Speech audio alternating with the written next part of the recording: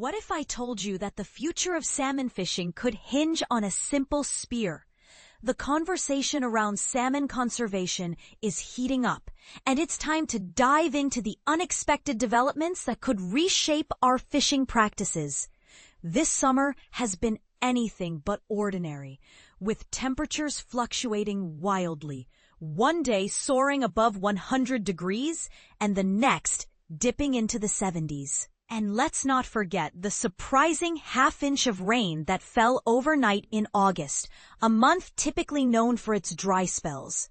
Amidst these unusual weather patterns, the Pacific Ocean is buzzing with excitement over the coho salmon fishing, which has been exceptionally fruitful. Anglers are reeling in large catches, prompting the closure of salmon fishing off the Columbia River mouth starting Monday evening, with further restrictions likely to follow as quotas are met. In a thrilling twist, we're also witnessing an early surge of bright Chinook salmon making their way upriver past Buoy 10, all the way to Tongue Point and beyond, accompanied by early coho salmon, thanks to the robust tidal movements. But that's just the beginning of the story. On September 12th, the Oregon Fish and Wildlife Commission will convene to discuss a potentially game-changing topic, the use of barbed versus barbless fishing points. However, before you get too excited, let's temper those expectations. The meeting will take place in Ontario, far removed from the fishing hotspots, and the focus will be on a proposal that might not align with the dreams of many salmon enthusiasts. The proposal on the table is to permit spearfishing for bass and walleye across all of Oregon's rivers, including the Columbia River reservoirs, where bag limits for these species have been lifted. This includes the entire Willamette River system and its tributaries below the dams managed by the U.S. Army Corps of Engineers. Spearfishing, a method employed by freedivers who use only masks, snorkels, and weight belts, eschewing tanks, is not a new concept in Oregon. It's already legal in saltwater for most fish, excluding salmon and steelhead, and is permitted in several other states as well. Some states even allow spearfishing for trout. Although this practice is generally not applicable in areas with migratory fish runs, in Oregon, aside from a recent regulation introduced in 2021 for the Carquil River, where bass were illegally introduced and have since proliferated, negatively impacting the Chinook salmon population, there has been little movement on this front. While bass and walleye are still classified as game fish, they may soon be categorized alongside scrap and trash fish species in certain waters, especially as the state looks to address the growing concerns over their impact on salmon and steelhead populations.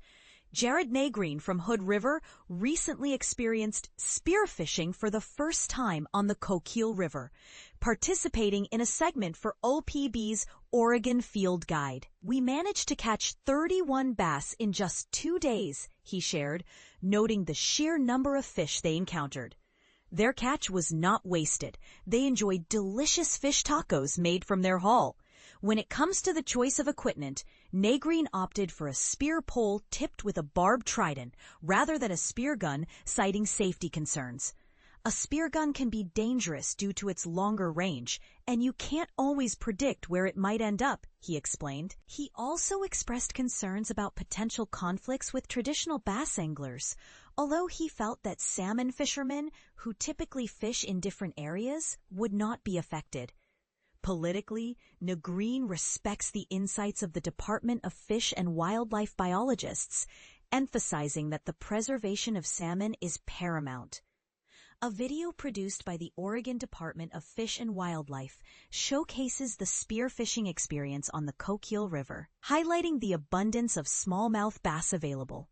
Watch the video here. https://PLLHSPDIG-KSHMO.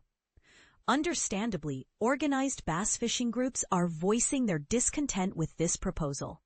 The Oregon Bass and Panfish Club did not oppose the rule specific to the South Fork Coquille River, due to the illegal introduction of bass, but they are concerned that a statewide rule would significantly broaden the scope of spearfishing, affecting major waterways like the Columbia, Willamette, and Umpqua rivers.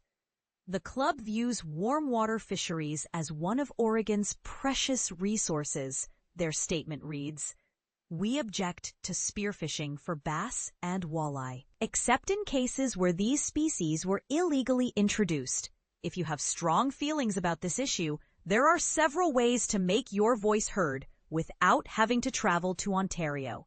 You can review the proposed changes by zone here, https://myodfw.com articles/2027-sportfishing regulation proposals. Send your thoughts via email to odfw.sportfishingregulations@odfw.oregon.gov.